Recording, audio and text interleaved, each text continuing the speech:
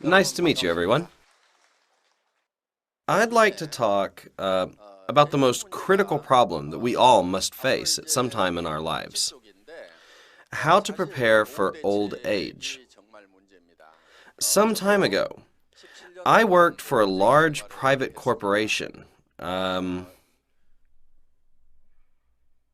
for 17 years before I quit. It didn't prepare me properly for retirement. I was able to make a decent living while working there, but my future was at risk. Most people spend the first 30 years of life studying and the next 30 working. Unfortunately, only 1% of people at age 60 are prepared to have a comfortable retirement. We still have 30 or more years to live after age 60, which means that we will probably live until 90. However, we're now hearing this dark rumor that we might even have to live until 120. That means that we have 60 more years to live at age 60. Many insurance companies advertise that they will cover you until 100 years of age. How can we live out our remaining 40 years after retirement? This is truly a serious problem. In the agricultural age, great physical strength was essential. During the industrial age, the educated controlled the uneducated. Now, we're living in the information age. How can we properly prepare ourselves for this age of technology? The truth of the matter is that most of us are not ready to adapt to this new world of information. In fact, I would say that the majority of us are completely clueless. The ways of living that were good for living in the agricultural, industrial, and information ages are all completely different from each other. You would never be able to survive trying to use agricultural age life strategies in the industrial age. So, trying to use industrial age methods in the information age is going to be just as useless, right? We've all really been taught how to survive well in the industrial age, and thus we're used to sticking with these outdated tactics. Most people studied very hard to gain a lot of knowledge, got a good job, and then led a very comfortable living in their specialties. The traditional professional occupations, such as doctors and lawyers, were considered to be very prestigious for their times. Even as we are facing a drastic shift in the way that we live, we're still not really changing ourselves. It was said, we must change to survive. Without change, we all die. Change everything except your wife and kids. Some folks even went as far as telling us to even change your wife and your children. There was a time when a popular singer even sang, change, change, change everything, with her pinky sticking out, just like this. Tell me, people, at that time, when they were telling us to change, did you change anything at all? What did you really change? If you're having it really tough, isn't it because you didn't change during those days? Has it ever dawned on you that today's struggle is due to not having changed? If the answer is yes, it's not too late to change now. Then why is it we should change? Why can't we just stick to our old ways of living? Why must we change? It's because the times have changed, and they're still changing. Because the times are changing, so should we. All right, if we want to change, how should we go about it? You must always stay a half step ahead of the changing world. Most importantly, you need to be able to see the changes as they are happening. With the old frame of thinking, you will never be able to successfully adapt to this changing world. People who are able to see how the world is changing and are able to remain half a step ahead of the times succeed fairly easily. People who are unaware of the changes and who bitterly complain about how the world is no longer the same as it was when they were younger, these people, despite all their hard work, are bound to fail. The fact that so many of you are here today is evidence that you are able to sense the changing times. I'm quite sure of this. The agricultural period is long over. The industrial period is coming to an end as well.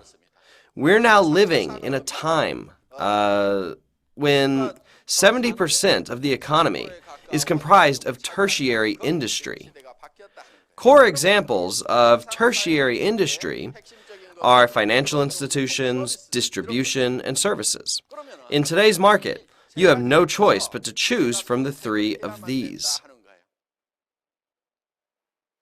Of course, nothing is stopping you from becoming a farmer. You can also enter the manufacturing business right now. However, take a look at those who run factories and those who do farming. Their struggle is incredible. Existing farmers and factory owners are barely making ends meet today. How likely is it that you are going to succeed in those dying industries at this time? The tertiary sectors are the new mainstream today. Finance would be nice if you had tons of money. Do you have tons of money? You hear so-and-so blue-chip stocks are skyrocketing, but you can't buy them. How does that help you? The only realistic choice for most of us today is distribution. You need to take a careful look at the future of distribution. Distribution is not something new. It's been around for quite a while. There have always been peddlers and street merchants. For the longest time, the street market was the main player. Until not too long ago, the mom-and-pop grocery stores were the main shopping source. Thanks to a developed public transportation, department and discount stores became the new key players. Currently, department, discount, and franchise stores are the main players in the distribution industry. Now, think carefully if we can really be competitive by doing the same business. I'm saying that we should look in the direction that distribution is heading and then leap into it head first. Distribution is heading towards becoming a no-shop business. Why is that? Traffic is getting more congested, causing people to want to travel less and less. Recent statistics show that the average delivery to one household is 10 times a month. That's right. 10 times a month, packages are delivered to the average house. So, this higher number of deliveries means fewer visits to traditional brick-and-mortar stores. There are three types of no-shop distributors. The first is internet shopping, then TV home shopping, and membership sales, which is how we operate. I'm speculating that these three will be the main players. In the very recent past, during the industrial age, the majority of the working population was made up mostly of factory workers and office workers. Now, this current age is trending towards distribution. In distribution, you want to carefully study which model to choose. Our age prefers no-shop distributors to shop-owned ones. Speaking of this no-shop distributor, I started one in 2000, sensing that it was going to be the future. I founded an internet shopping mall called IamKorea.com. It was an internet-based general store dealing over 100,000 items and was the third general store in Korea. How well do you think I did? In 2000, people weren't yet into shopping on the internet, and not every household had a PC as they do now. In those days, correspondence sales, which used a catalog, were the mainstream. I misread the cues of those times, so my internet shopping venture failed. I did correctly predict where the times were headed, but I was too far ahead. My failure made me realize that membership sales was the way to go. We started out with a membership sales model, yet we must also adopt some aspects of TV home shopping networks and internet shopping malls. We are encompassing all three shopping business models with Atomy.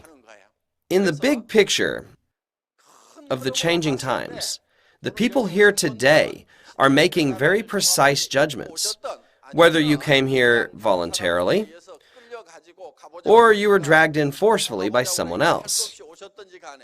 In the end, you are all here because you are making the right decision for the future. Atomy doesn't have any requirements to join.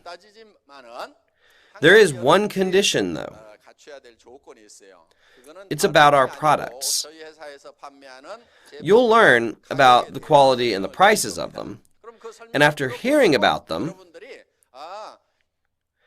go ahead and see if you still think you're better off sticking to the goods that you've been using before now. Just see if you'd be interested in Atomy products only because you need to earn money off them, even if you're not going to use them yourself. Just see if you would be buying our shampoo, cosmetics, toothpaste, sugar, or detergents only for business and not for your own personal use. Just go ahead and see if you're really any better off by using the same brands you've been using all your life. Anyone who thinks like this shouldn't bother getting into this business. Even if you did, you wouldn't succeed. We're creatures of conscience. If you insist others use products that you yourself won't even use, sales is going to become impossible. That's exactly why sales is such a tough business.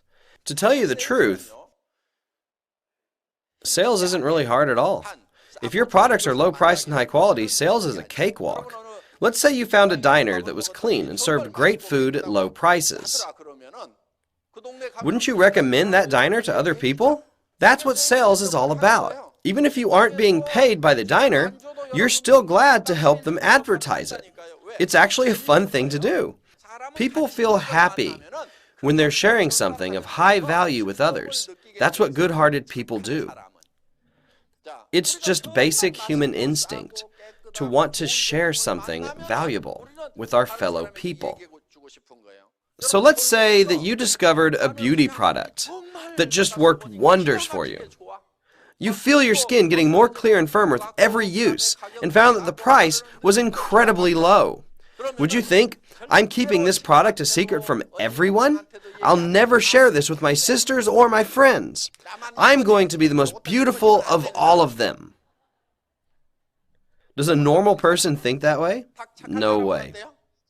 Normal people would actually say, hey, try this amazing cream. I need to tell you about this incredible line of cosmetics. It's unbelievably good, and the prices are awesome. You obviously haven't run into such incredible products so far. If you had, you'd have been bursting to share them. It's just human nature to want to share good things with other people. Therefore, it should be very easy to make up your mind today about whether you're going to join the Atomy business or not. It really is a very practical decision. Just take a look at our toothpaste.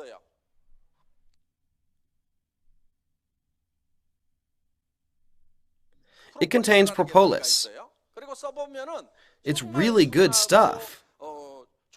You get quite a lot at 200 grams per tube. It usually sells at around $10 or $20 a tube at the drugstore. How much does it sell for in grocery or in discount stores? These oversized toothpaste tubes are actually pretty hard to find. Still, how much do you think they sell for? Yeah. Let me tell you at what price you can get these. What if I told you the exclusive distributor's price was just $2.90? Is that reasonable or ridiculous? How much would it be if it were just 100 grams? That would be like $145 for a 100-gram tube. So, if you bought this ample-sized tube at $2.90 and the quality turned out to be life-changing, I really don't think that there would be any doubt in your mind that you would want to use only Atomy goods. It doesn't really matter whether you do this business or not. I heard one person say, what kind of toothpaste is this? He mentioned a serious side effect, so I asked what that side effect was. He said that he can no longer use any other brands. That was the side effect he was talking about. This toothpaste is amazingly affordable. If you find that you like it after using it, then keep using it yourself and tell others all about it. Just tell them how much you like it and how they should try it out for themselves. Now, let me tell you about toothbrushes. Just let me tell you. I have tried so many different kinds of toothbrushes that my gums literally became raw. When I finally ran into this one, I wanted to use it for the rest of my life.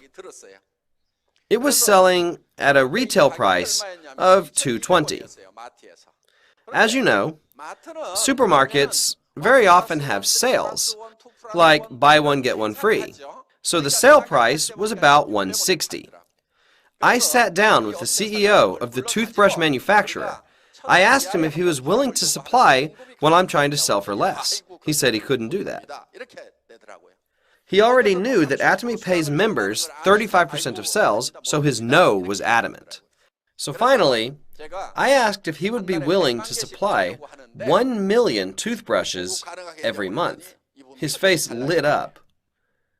He asked me if I meant 1 million a month or a year. I said emphatically, 1 million a month and 12 million a year. Our negotiation suddenly got a lot more serious. He told me that raw material costs weren't always paid on time, so I told him that I would advance him the raw material costs up front.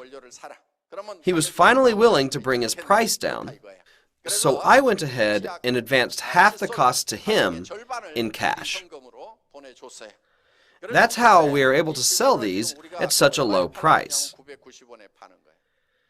As you all know, this brush has very fine bristles, so it doesn't irritate your gums. If you try a different one after using this for several months, you'll feel pain in your gum line. These toothbrushes are extremely soft, yet they can brush all the nooks and crannies in your mouth. In addition, they contain gold particles that suppress the growth of bacteria. With all these nice functions, they are sold at an affordable price. Wouldn't you feel tempted to try it at least once? You would say, "Wow, I don't believe this. I want to use this toothbrush forever." I want to know if you would become a consumer of Atomy goods, even if you didn't decide to join us in this business. As long as you can become a consumer, you can become a contractor as well. People who do end up deciding to do this business will succeed. How do I know this for sure? Well, let's say I introduce a really good product to someone and he turns it down. Should I be embarrassed? Or is he just an idiot? I wouldn't be embarrassed. He's the one being foolish. I know for sure that there are people dying to use this product. I would confidently continue to spread the good word to others. I'll tell you why people fail in sales. If someone turns me down for selling something high-priced and of poor quality, he is smart, and I'm the idiot because I'm trying to sell junk. Sales is nearly impossible when you try to sell inferior goods to smart consumers. You will end up discouraged to no end. You're going to end up feeling lost in a haze about how to go about selling your garbage. You would dread waking up in the morning to face the world. Why would you struggle? Because you would have to spin useless, overpriced products as good deals. Your job would be deception, and you would always need to find new ways to lie. Now, on the contrary, When you have the very best quality toothpaste and cosmetics that even you personally use, would you need to resort to such shifty cloak and dagger sales techniques? These are of great value. I use them, so should you. That's all you need to say. You shouldn't have to agonize over anything. Just relax and don't worry about it. Let me tell you what beginners should do. Novice salespeople start worrying before even saying anything. Do you know how the experts do it? They just blurt stuff out like, "This is great stuff. You need to try it." Who worries then? The experts never worry. Only the listeners do. "This is good stuff. You should try it." Just say that to everyone and don't worry about it. Then from the worriers come new consumers. That's how veteran salespeople do it. Rookies fret over whether people will buy or not, even before they begin their sales pitches. They get all worked up for no reason. Whether someone will buy or not is entirely up to them. I call that the law of own mind. Law of own mind.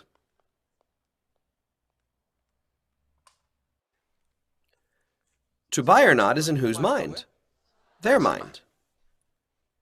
Whether to speak or not is in whose mind? My mind.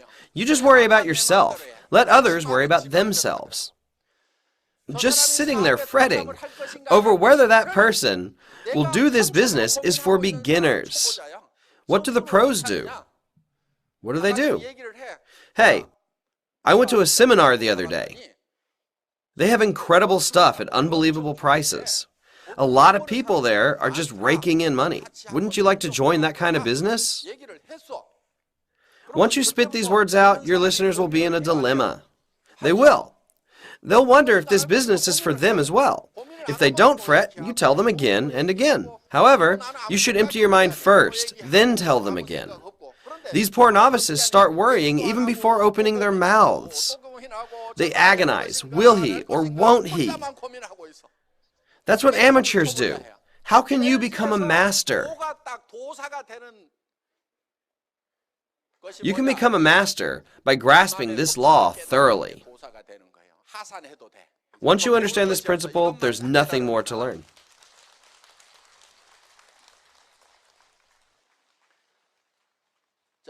In order for you to deliver the truth, you must experience our products for yourself.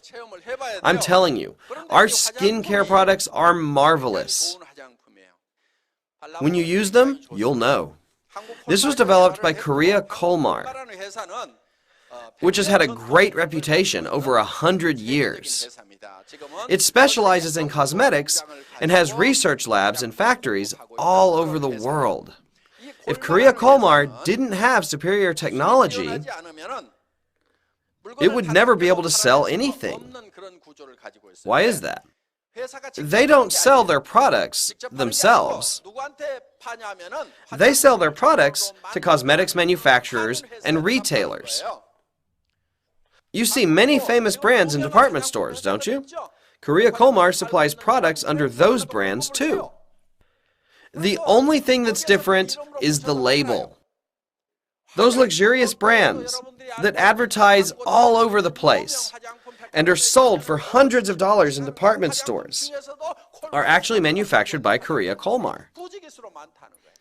Korea Kolmar actually has the highest ratio of researchers to employees among all cosmetics makers in Korea.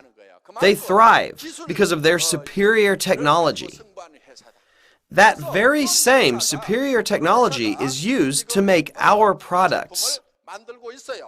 There is so much objective evidence proving our quality. For example, our essence received a top-notch industrial award called the Jangyoung-sil Award in Korea. This award is given only to the best among all the products available in the Korean market, including luxury brands. Our essence obtained that award. Why? Was it thanks just to the low price? It competed with far more expensive ones. This award is blind to price tags. It pays strict attention to only the quality. This award is given to only the best products. Our Essence won that prize. It competed with products that are 10 to 20 times more expensive. Nevertheless, this was selected as the winner.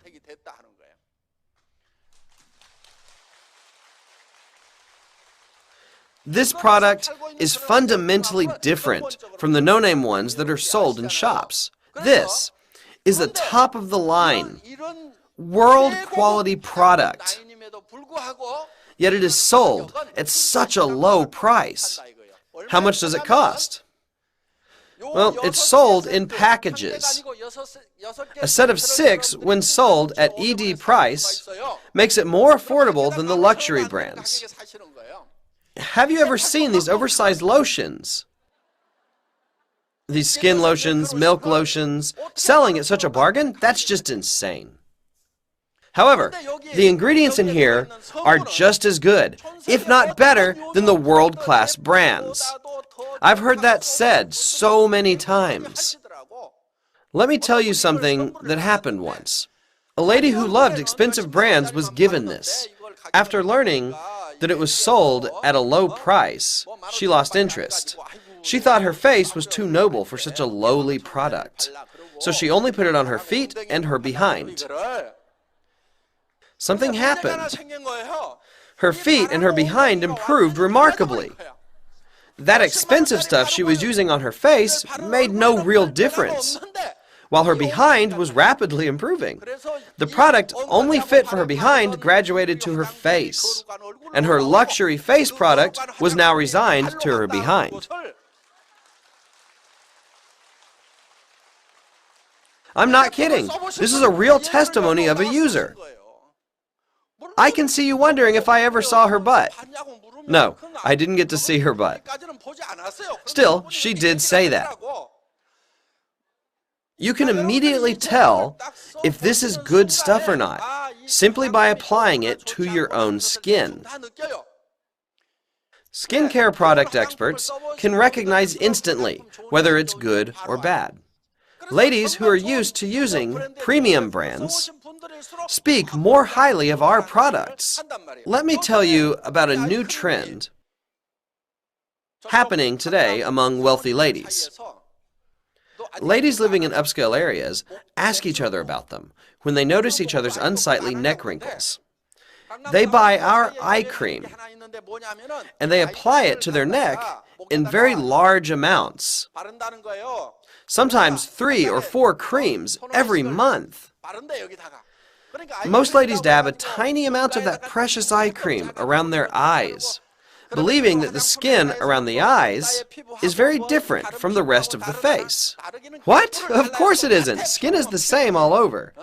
Skin is the same for Caucasians, Asians, and African people. What foreigners use works wonderfully on our faces as well. What difference does the skin on our faces make? If the imported goods that are being used by other people in different countries who are far away work so well on our faces, why can't we use that eye cream on our necks? The eyes and the neck are not far from each other, and they're basically the same all over the body. Only cosmetics makers say otherwise. You should really put an ample amount of this eye cream on your face and neck. The wrinkles on the neck and hands are hard to hide. Just apply a lot. It will make a really big difference. This is not just an eye cream. A lot of people do use it on their necks. The affordable price makes it possible. Listen, people, no matter how great the cream is, a tiny amount isn't going to do anything. You have to apply it generously. Put on as much as you can. Some of it will be absorbed into the skin, and some of it is left over on the skin to help protect the surface of your face. So make sure you put it on generously. With your current product, you can't, due to the high price. But finally, you can cake it all over your face. It's so affordable. you will experience a noticeable difference. Again, these unbelievable products are sold at amazing prices. You know the real cost for all cosmetics, don't you? Is it you get what you pay for? No. Even the premium brands have a very low wholesale cost. The manufacturing costs of those famous brands are seen in their export prices. They stack up advertisement costs, shop rental, and other expenses to drive prices up. Look at all those magazines that are full of cosmetics ads. Their models are all very highly paid supermodels.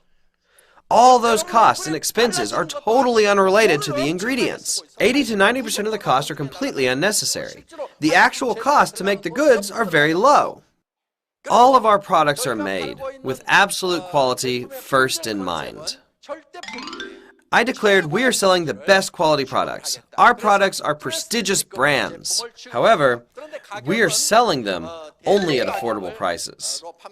They are truly accessible to ordinary people. This item here also has the same quality of those premium brands that are sold so expensively in fancy department stores. Nevertheless, it sports a much lower price tag than those at discount stores, making it very affordable to average people. All you have to do is use it and tell your people how it is. What should you say?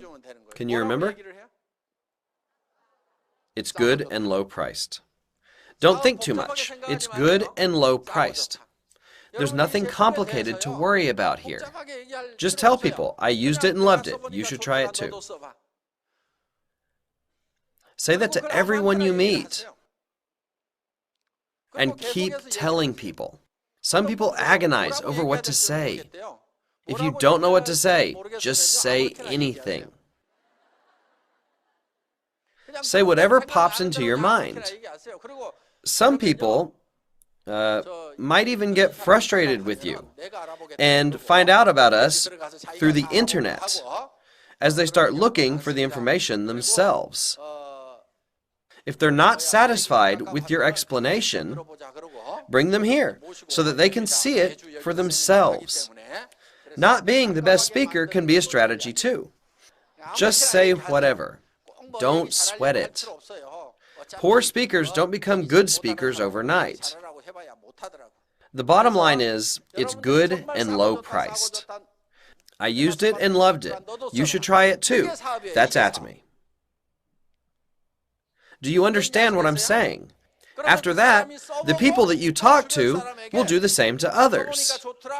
It's good and low priced. Slowly, by doing this, a network will form.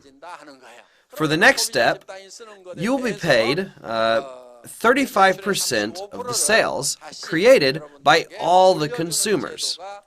Atomy gives back what it has received. Don't you think these products are good enough to use regardless of compensation?